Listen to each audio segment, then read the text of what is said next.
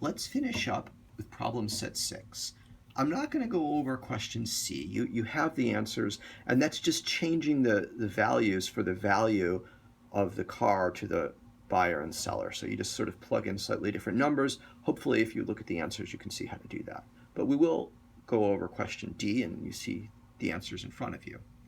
So question D is a little different from the previous questions in that while the person trying to buy the car makes a take it or leave it offer, now the buyer can offer to buy the car for anything. So you're not constrained to just being able to buy the car for a certain set amount of money.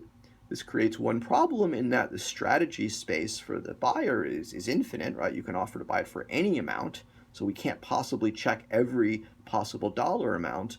But fortunately, there is a quick way of eliminating all but two offers to buy the car for. So if we look, what's the value to the seller? It's either 10,000 or zero.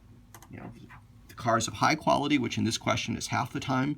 The car is worth 10,000 to the seller. And if it's of low quality, which happens half the time, the car is worth zero to the seller. So you're the seller.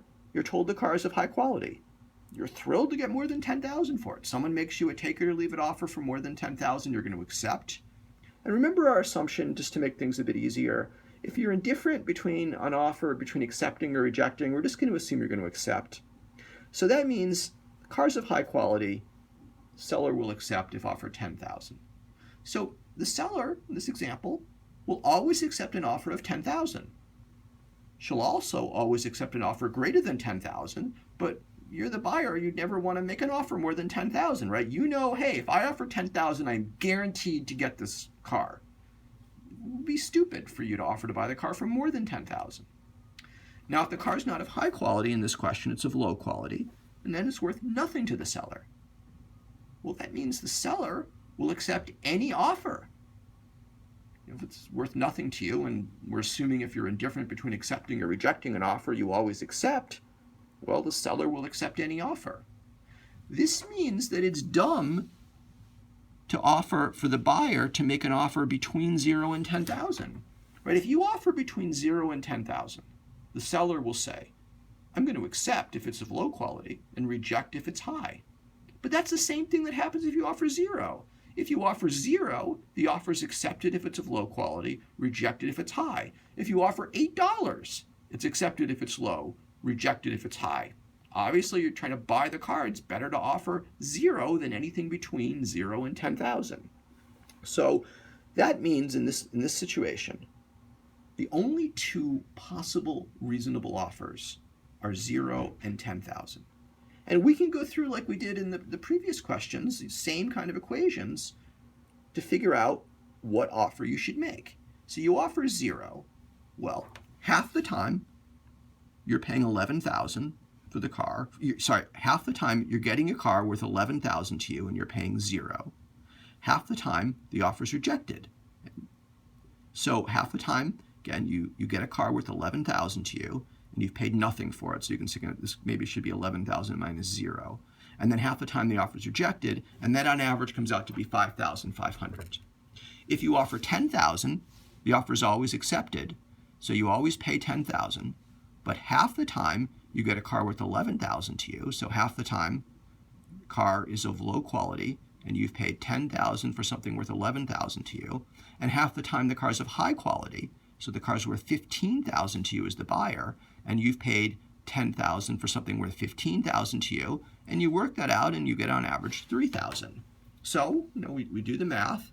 You're better off on average offering 0 than 10,000. And remember, I'm assuming everyone just cares about their average payoff. So, in this situation, you want to offer to buy the car for 0. You'll know it'll be accepted half the time, and you'll know your average payoff will be 5,500. Okay, now the second part of the question. We're assuming you can go to a mechanic, and this mechanic will tell you, the buyer, how much the car is worth. The mechanic in this question is completely trustworthy. Pay the mechanic a certain amount of money, and the mechanic will absolutely tell you the value of the car, and then you can use that information when making an offer. So the question's asking, what's the most that you'd be willing to pay the mechanic? Well, we know that if you don't go to the mechanic, your payoff is $5,500. So you only want to go to the mechanic if your payoff will be at least that high on average if you do go to the mechanic.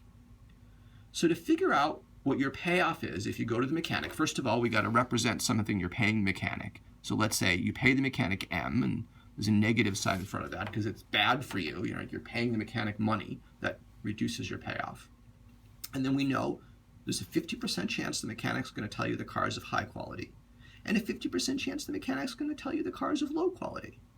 And then we know if you're told the car is of high quality, well, we know when the offer will be accepted, and low quality, we know when the offer will be accepted, and we can figure out what you should do.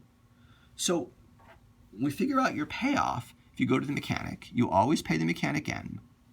There's a 50% chance the mechanic will tell you the car is of low quality. And if the car is of low quality, what should you do?